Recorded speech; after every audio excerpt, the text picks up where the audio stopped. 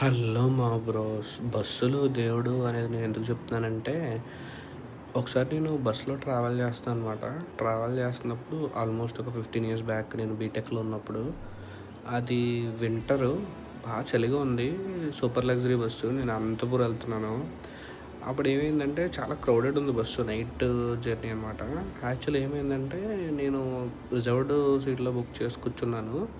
And అది ఒక చిన్న ఓపెనింగ్ ఉంది విండోకి. ఆ విండో నుంచి చల్ల గాలేసేస్తుందనమాట. ఏంట్రా బాబు! ఈ చల్ల గాలేసేస్తుందని చెప్పి డోర్ క్లోజ్ చేసేసేవాడిని. తర్వాత ఒక పెద్దాయన సంథింగ్ మిడిల్ ఏజ్ ఆయన ఒక ఆయన నా పక్కన కూర్చొనున్నాడు. ఏంట్రా బాబు! నేను సీట్ బుక్ చేసుకుంటే ఈయన నా పక్కన కూర్చుంటున్నాడని చెప్పి, "ఏండి అలా జరగండి" అని చెప్పి అన్నా అనమాట. అంటే దాని తర్వాత నుంచి ఆ విండో ఎన్ని సార్లు ఓపెన్ చేసినా, మళ్ళీ క్లోజ్ చేసినా ఓపెన్ అయిపోతూ ఉండేదనమాట. తర్వాత అతను